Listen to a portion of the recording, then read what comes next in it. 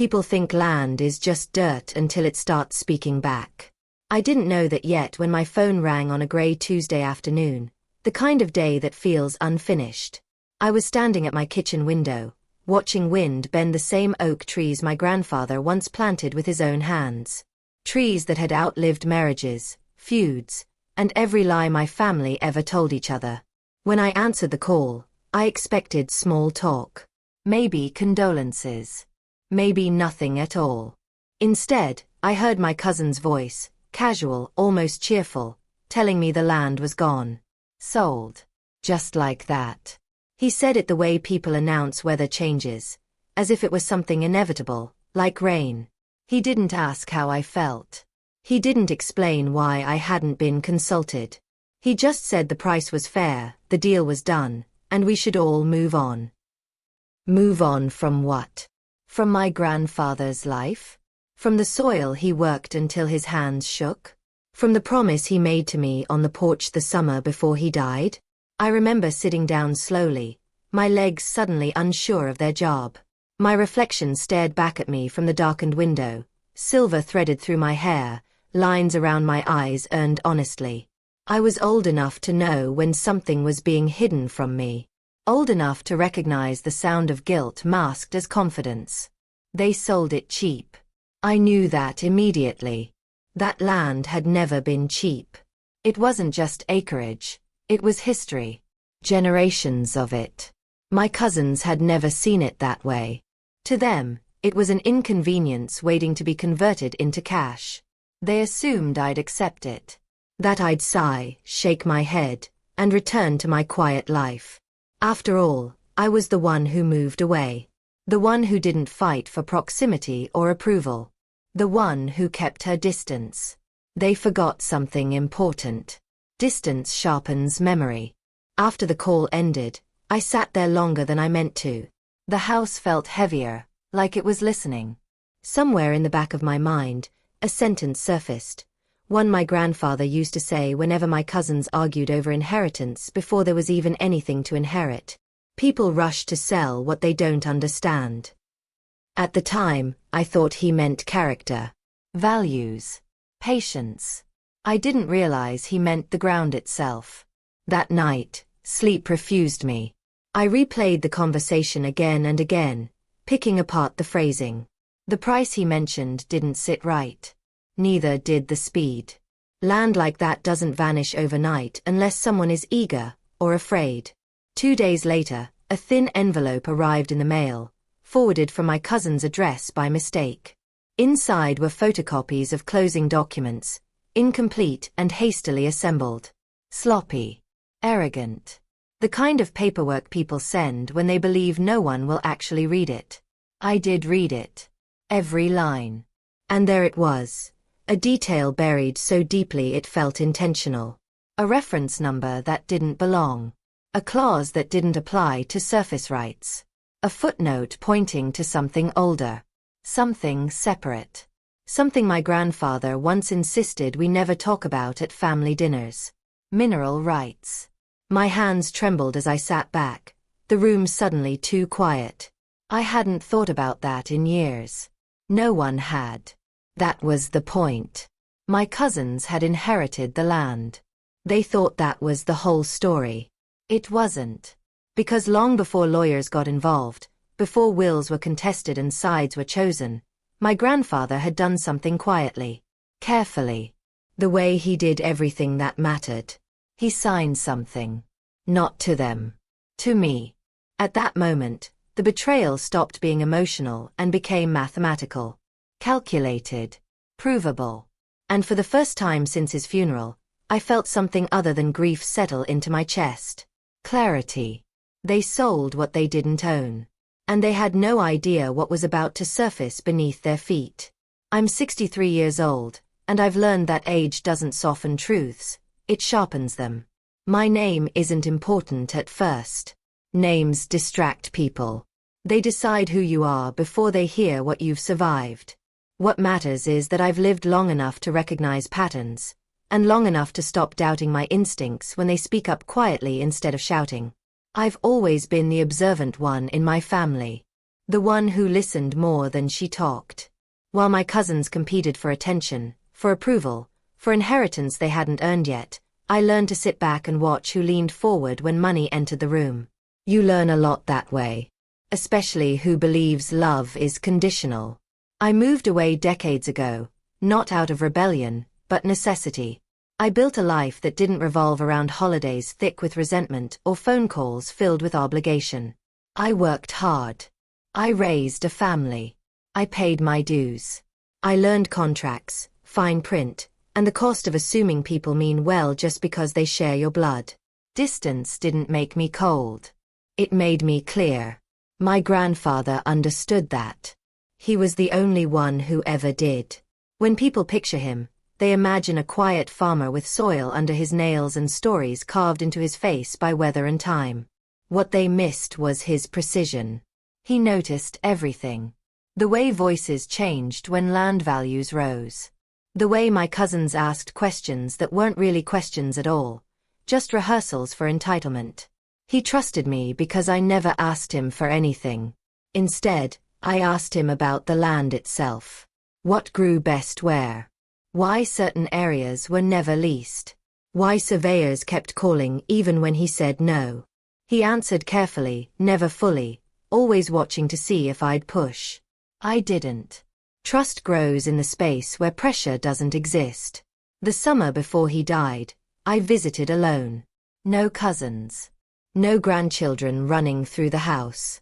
Just the two of us on the porch, the air thick with cicadas and unsaid things. He handed me iced tea and stared out across the fields like he was memorizing them one last time. You know, he said, people think ownership is about names on paper. I waited. Silence was my inheritance. Real ownership, he continued, is about who respects what they're holding. That was the closest he ever came to explaining his decisions. At the time, I didn't realize he was also explaining my role in them. After his funeral, I wasn't surprised when the cousins took charge. They were always better at appearing responsible, organizing meetings, hiring attorneys, speaking confidently about assets they'd never maintained. I was offered updates, not input, courtesy calls, summaries. I let them believe that was enough. Because when people underestimate you, they show you their blind spots. When the land sold without my knowledge, it hurt. But not because I felt excluded. It hurt because it confirmed something I'd spent years hoping wasn't true. That when faced with temptation, they chose speed over stewardship. Profit over patience. Erasure over legacy. Still, grief doesn't automatically become anger. Not at my age. It becomes something quieter. Something steadier. Resolve. I didn't call them back. I didn't accuse or demand. I sat with the documents and let memory guide me. I remembered the old lockbox my grandfather kept in his study. The one no one was allowed to open. The one he said contained nothing anyone would appreciate until it mattered. After the funeral, my cousins cleared the house quickly. Too quickly. I'd assumed anything important was gone. I was wrong. 2 days after the sale call, I drove out there alone. The house stood emptier than I remembered, stripped of warmth but not of presence. Dust motes hung in the afternoon light like they were waiting to be disturbed. The lockbox was still there, hidden behind a false panel in the bookcase, exactly where he'd shown me once years ago, while everyone else was arguing in the kitchen about who deserved what. My hands didn't shake when I opened it. That surprised me. Inside were documents yellowed with age, folded neatly, annotated in his careful handwriting. Maps. Surveys. Legal filings. And one envelope addressed to me, my full name written slowly, deliberately. I didn't open it yet. Because I already knew. This wasn't about revenge. Not the loud kind. This was about correction. About restoring balance where greed had tipped the scale too far. And as I stood there in that quiet house, holding proof my cousins never thought to look for, I understood something else too. They believed the story was over. I hadn't even begun to tell it. Land doesn't just belong to a family. It remembers them. That's something my cousins never understood. To them, Grandpa's acreage was a number waiting to be negotiated. A burden disguised as nostalgia. They grew up visiting it on holidays, taking pictures by the fence, then disappearing back to lives built somewhere else. When the work was done, when the fences needed mending or the soil needed rest, they were never there. I was. Not always physically, but intentionally. I called. I listened. I remembered what the land meant to him when no one else asked. Our family dynamic was shaped by silence more than conflict. We smiled at gatherings, clinked glasses, told the same tired stories. But underneath it all was a quiet competition. Who would inherit what, who deserved more, who had sacrificed enough. My cousins believed sacrifice meant proximity. That because they lived closer, showed up more often, they were entitled to decide. They measured loyalty in miles driven and favors performed. They never measured respect. Grandpa never argued with them. He let them believe they were steering the ship. That illusion kept peace.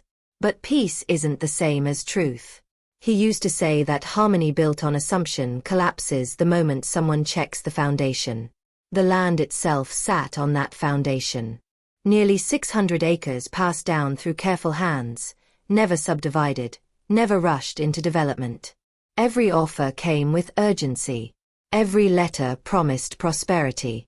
Grandpa refused them all. People whispered that he was stubborn. Behind the times. Afraid of change. None of them bothered to ask what he knew. As children, we'd roam the fields freely.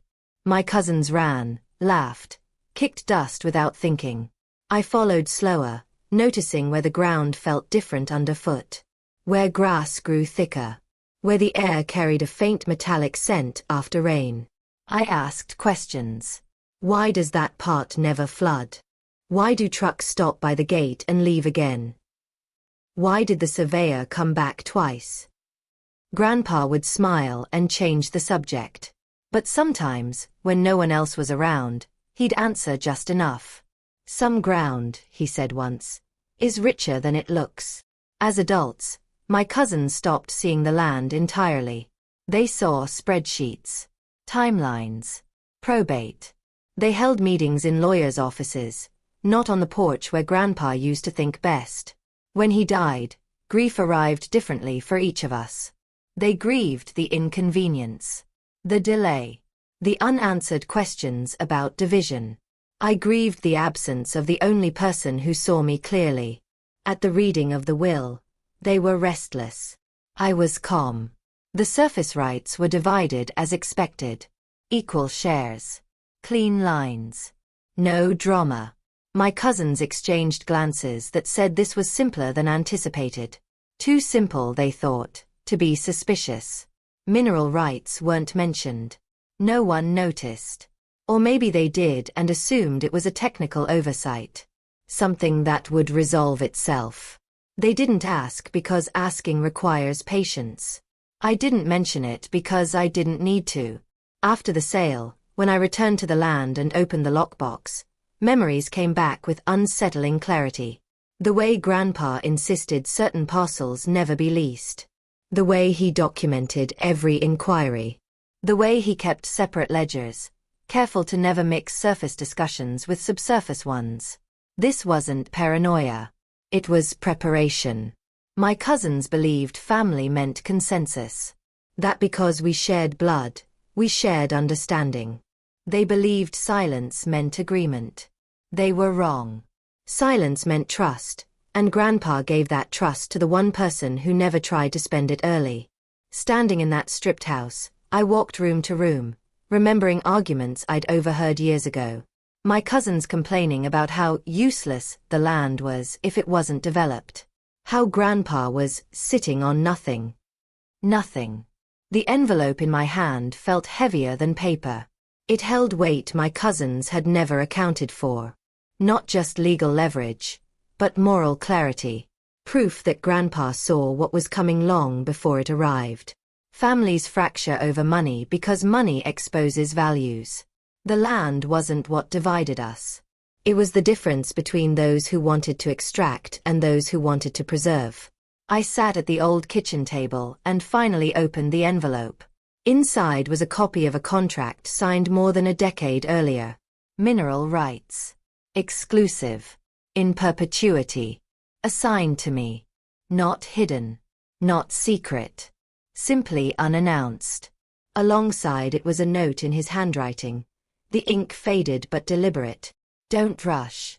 Let them show you who they are. Outside, the wind moved through the fields like a whisper carrying history forward. And in that moment, I understood this wasn't just about correcting a sale.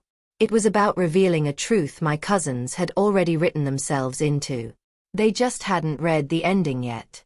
Betrayal rarely arrives with raised voices or slammed doors. At our age, it comes wrapped in politeness, delivered with practiced calm, and justified as business. Once I had the contract in my hands, the past few weeks replayed themselves with brutal clarity. The rushed phone call. The rehearsed tone. The way my cousin emphasized how fair the price was, as if repeating it might make it true. Fairness, I'd learned, is a word people use when they want approval without permission. They didn't tell me because they didn't think they needed to. My cousins had always operated as a unit. Group texts I was copied on but never consulted in. Meetings scheduled while I was, conveniently, unavailable. Decisions framed as conclusions rather than conversations. They mistook my quiet for compliance. The land was sold to a development holding company, one of those faceless entities that buy cheap, sit quietly, then flip once the real value surfaces. The buyer's name meant nothing to my cousins. To me, it rang faint bells. Companies like that don't chase marginal land. They chase potential. Potential they don't want advertised. The sale price was insultingly low. Less than half of what comparable properties in the region had gone for. My cousins framed it as a relief. Taxes avoided. Maintenance gone. A clean break. What they didn't say was why the deal moved so fast. I requested the full closing file under the pretense of wanting closure. They complied, confident I'd missed my window. What they sent confirmed my suspicions. The mineral rights weren't listed as transferred. Not because of an oversight, but because the buyer hadn't asked for them. That omission spoke louder than any signature. It meant someone knew those rights weren't theirs to sell.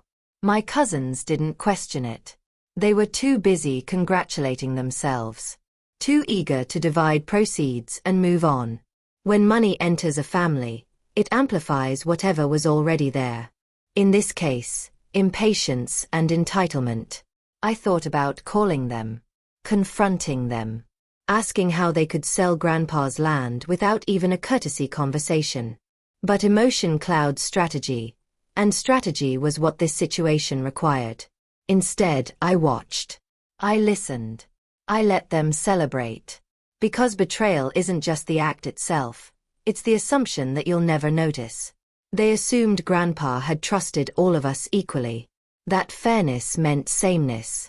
They never imagined he'd differentiated between heirs based on values rather than bloodlines. They never imagined he'd chosen me. A week after the sale, one cousin sent a group message, cheerful and condescending. Hope everyone's doing well. We'll talk about distribution soon. No mention of how the decision was made. No acknowledgement of exclusion. I responded with a simple thumbs up. Silence makes people careless. Behind the scenes, I consulted a mineral rights attorney, not to file anything yet, but to understand the terrain. He confirmed what I already suspected. The contract was valid. Recorded. Ironclad. The mineral estate was severed cleanly from the surface years ago. Meaning the buyer had purchased land they could never fully control. Meaning any extraction, leasing, or valuation hinged on my consent. Meaning the sale wasn't just premature, it was incomplete. My cousins hadn't just betrayed me. They'd exposed themselves to legal vulnerability they didn't understand. Still, I didn't act. Revenge isn't about speed. It's about timing. I returned to the land one more time before making any move. I walked the boundaries, noting where survey stakes had already been placed. Progress had begun. Or so they thought. I stood on a rise Grandpa used to favor, the wind steady against my back. I imagined my cousins signing papers, shaking hands, feeling victorious. They thought they'd closed a chapter. They didn't realize they'd opened an entirely different book. One Grandpa had written carefully, patiently, with me in mind. And as I turned back toward the road, contract secured in my bag, one truth settled deeper than any anger. They sold the land. But they sold their leverage with it. And they had no idea how expensive that mistake was about to become. Knowledge changes the way you breathe. Once you understand what's really happening beneath the surface, everything else starts to feel performative. The phone calls. The cheerful updates. The way my cousins spoke as if the matter were closed. I listen to them differently now, hearing not confidence, but ignorance wrapped in certainty. The mineral rights contract was older than I remembered. Signed 15 years before Grandpa died. Quietly recorded with the county. Renewed once, methodically. No expiration. No shared interest. Assigned solely to me. He hadn't done it impulsively. Every clause was deliberate. Restrictions that prevented reckless extraction. Environmental protections. Reversion terms if standards weren't met. Grandpa hadn't just protected the land, he'd future-proofed it. I spent days reviewing every page, cross-referencing maps, tracing annotations in his handwriting. He'd marked areas of interest, geological notes copied from reports he'd commissioned privately. Reports my cousins never knew existed. There it was again, that phrase he loved. Richer than it looks. I hired a geologist next. Quietly. Paid out of pocket. No paper trail leading back to family. The results came back better than I expected. Not speculative. Proven. The kind of subsurface value that turns ignored land into a strategic asset. The holding company knew it too. That's when I understood the urgency of the sale. Someone had tipped them off. Maybe a surveyor. Maybe an old inquiry resurfaced. Information leaks when people assume no one's listening. My cousins hadn't been targeted because they were savvy. They'd been targeted because they were careless. The company didn't need the mineral rights immediately. They needed the surface first. Control, optics, leverage. They assumed the rest could be negotiated later, once ownership felt settled. They assumed wrong. I reviewed the sale agreement line by line. There it was, a representation clause stating the sellers believed they conveyed all interests known and unknown. Believed. Belief doesn't hold up in court. I wasn't looking to sue. Not yet. Litigation is loud, and loud gives people time to spin narratives. I wanted clarity before conflict. So I requested a meeting with the company, as the mineral rights holder. Their response came within hours. Suddenly, I wasn't invisible anymore. The tone shifted immediately. Polite. Curious. Carefully neutral. They asked how I'd come to hold the rights. I told them the truth. Inheritance. Documentation. Recorded. No drama. They asked if I'd be willing to discuss terms. I said I'd think about it. Then I waited. Meanwhile, my cousins grew restless. Distribution discussions stalled. Delays emerged. The buyer asked for additional confirmations. Confusion crept in where certainty once lived. That's when the first call came. Not an apology. Not a confession. A question. Did you know anything about mineral rights? The way it was phrased told me everything. They weren't asking because they cared. They were asking because someone else had made them nervous. I answered honestly. Yes. Silence stretched across the line, heavy and revealing. In that pause, I could hear the realization forming. Not regret, but fear. They hadn't just cut me out. They'd cut themselves off from the truth. Over the next few days, More calls followed. Softer voices. Reframed memories. Attempts to rewrite history into something more collaborative. I listened. I didn't correct them. Because investigation isn't just about documents. It's about observing how people behave when their assumptions crack. My cousins began blaming each other. Who handled the sale? Who skipped due diligence? Who assumed Grandpa left nothing hidden? They never asked why he trusted me. That omission said everything. The holding company followed up, more direct this time. They wanted assurances, timelines, access. I told them extraction would require my consent, and my standards. They asked what those were. I said we'd discuss them when the time was right. As pressure mounted, the truth emerged quietly, like something rising from deep underground. The land wasn't just valuable. It was pivotal. And everyone involved was about to learn the difference between owning what's visible and controlling what actually matters. There's a moment in every reckoning when silence stops being passive and becomes deliberate. I reached that moment sitting at my kitchen table, mineral rights contract laid flat beside a legal pad filled with notes I no longer needed. I had the facts. I had leverage. What remained was choice. Revenge, when driven by anger, is messy. It creates casualties you don't intend. Grandpa didn't raise me to scorch the earth. He raised me to correct it. My cousins called again, this time together. A conference call, a gesture meant to feel united. Their voices carried a new note, something fragile beneath the forced civility. They said there had been a misunderstanding. That word is a favorite of people who misunderstand nothing at all. They explained the buyer had raised unexpected questions. That the closing had been premature. That perhaps we could revisit decisions as a family. Family. The word surfaced only when useful. I listened without interruption. Let them speak themselves into clarity. Then I told them calmly what I held and what it meant. Not with accusation. With precision. The silence that followed wasn't confusion. It was recalculation. They asked why I hadn't said anything sooner. Why I hadn't reminded them. Why I'd let this happen. I answered truthfully. Because you didn't ask. That landed harder than any raised voice could have. They tried bargaining next. Suggestions of shared proceeds. Offers to make it right. Vague promises of inclusion that came far too late. I declined. Not because I wanted punishment, but because I wanted correction. The land deserved stewardship, not scrambling. Grandpa deserved his intentions honored, not diluted by guilt-driven negotiations. I told them I intended to meet with the holding company.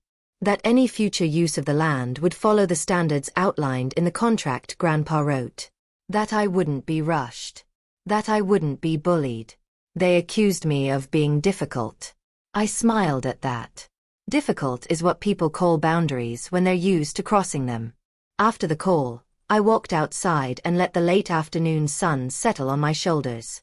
For the first time since Grandpa died, the weight in my chest felt evenly distributed. Heavy, yes, but balanced. The company meeting happened a week later. They arrived prepared this time. Lawyers. Analysts.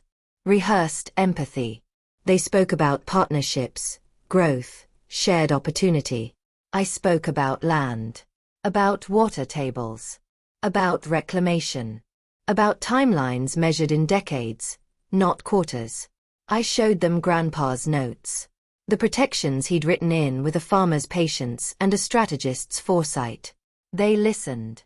People always do when they realize you're not bluffing. By the end of the meeting, the tone had shifted entirely. They weren't negotiating anymore. They were adapting.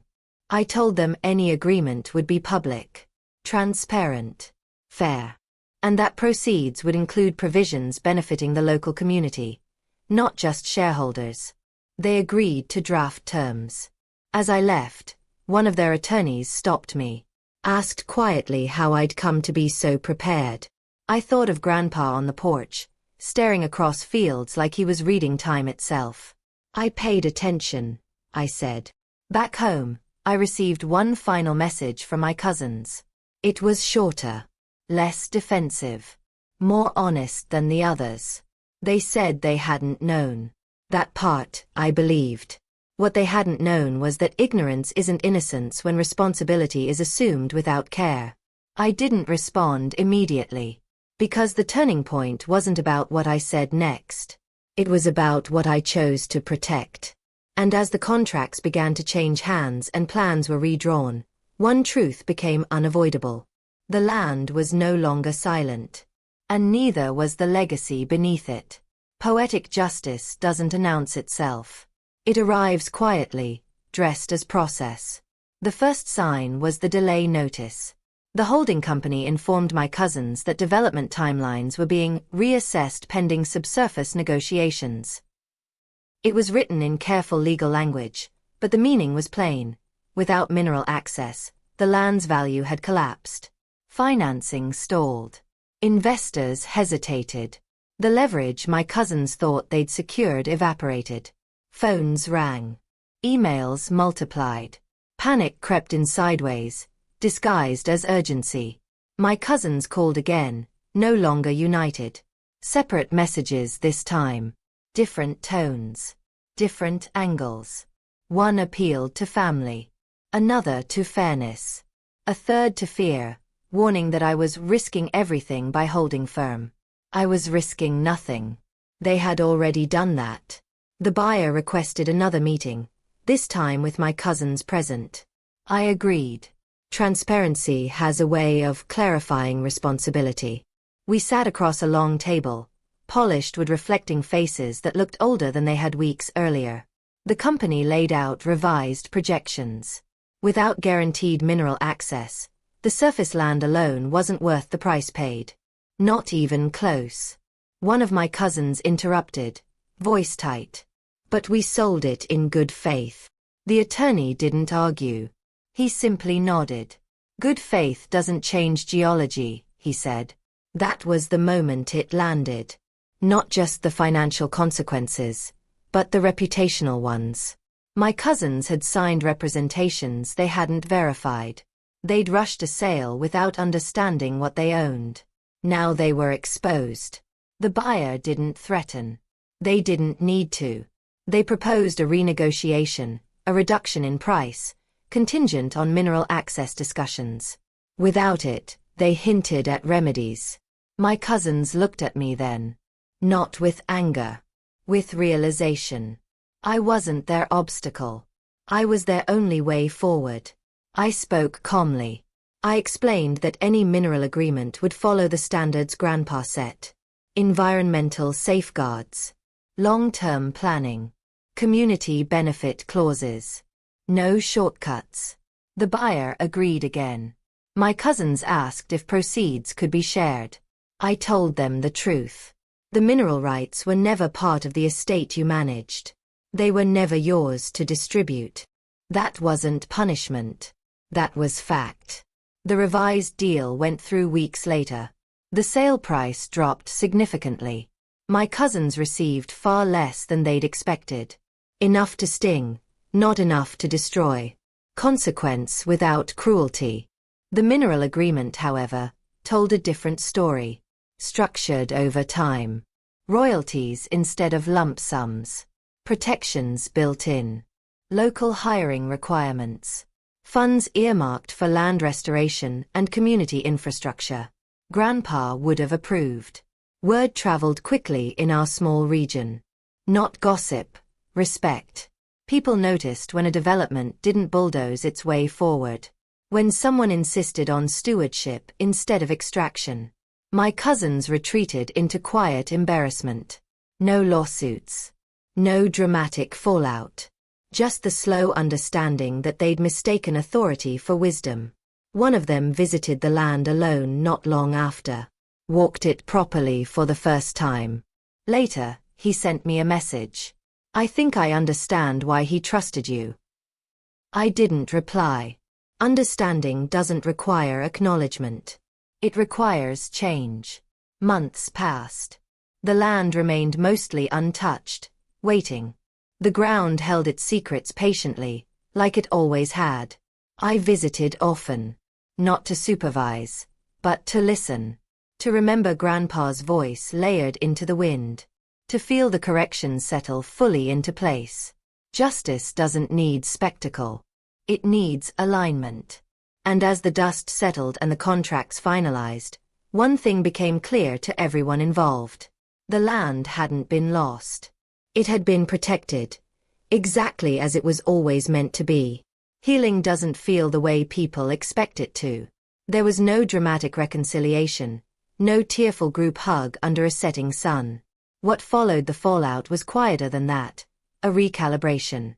The kind that happens when people finally stop pretending nothing happened. The land settled into its new rhythm slowly. Survey flags disappeared. Heavy equipment stayed away. The holding company moved deliberately now, careful where it stepped, cautious about timelines. They'd learned the same lesson my cousins had, that some ground pushes back when rushed. I returned often, usually alone. I walked the same paths Grandpa once took, noticing how unchanged everything felt despite how much had happened. That was the thing about the land. It absorbed conflict without carrying bitterness. It waited. It endured. I tried to do the same. My cousins didn't call as much anymore. Not out of spite, I think, but embarrassment. Shame has a way of quieting people who once spoke too confidently. When they did reach out, the conversations were different. Slower. Less certain. One of them apologized. Not elaborately. Not dramatically. Just a simple acknowledgement that they'd assumed too much and asked too little. That mattered more than they realized. I accepted it without conditions. Forgiveness isn't a transaction. It's a release, and I was ready to let go of the weight I'd been carrying longer than I knew. The mineral agreement began to produce returns, modest at first. I used them the way Grandpa would have wanted. Local scholarships. Conservation initiatives. Infrastructure repairs the county had postponed for years. Nothing flashy. Just steady investment in the people who'd always respected the land without needing to profit from it. The community noticed. So did my cousins. For the first time, they saw the land as something alive rather than liquid. Something that gave back when treated with patience. They started asking questions. Real ones this time. About soil quality. About sustainability. About why Grandpa had refused certain deals for decades. I answered when asked. I didn't lecture. Healing doesn't require rewriting the past. It requires learning from it without denial. One afternoon, while walking near the old fence line, I found the oak Grandpa planted the year I was born. Its branches stretched wide now, roots deep and steady. I rested my hand against its bark and felt something settle that I hadn't realized was still unsettled. Grief doesn't vanish. It transforms. I understood then that Grandpa's greatest gift to me wasn't the mineral rights. It was the responsibility. The trust. The opportunity to act in alignment with values rather than fear.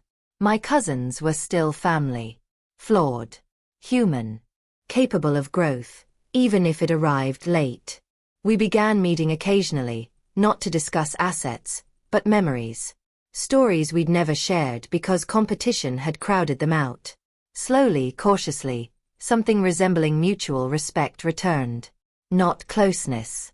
Honesty. And that was enough. As for me, I slept better. Breathed easier. The tension that once lived permanently between my shoulders finally eased. Justice had been served without becoming vengeance. Correction without cruelty. The land rested. So did I. And in that stillness, I realized something profound. The story hadn't been about what my cousins took. It had been about what Grandpa left behind, and who he trusted to carry it forward. People spend their lives chasing ownership without ever asking what it requires. When all of this began, I thought the story was about betrayal. About my cousins selling something they didn't fully understand. About being excluded, overlooked, underestimated. But standing on the land now, years later, I see how narrow that view was. This was never just a story about what was taken. It was about what was entrusted. My grandfather understood something most people learn too late, that legacy isn't measured by what you give equally, but by what you give wisely. Fairness isn't sameness. It's alignment. He didn't choose me because I was louder or closer or more deserving by blood. He chose me because I listened. Listening is an act of respect. The land taught me that patience is a form of strength. That rushing toward profit blinds people to consequence. That the things with the deepest value often live beneath the surface, unnoticed until someone careless disturbs them. My cousins weren't villains. They were human. Seduced by convenience. Confident in assumptions that had never been tested. Their mistake wasn't selling the land. It was believing stewardship could be outsourced without cost. Correction didn't require humiliation. It required clarity. By letting the process unfold instead of forcing it, I allowed truth to surface on its own terms.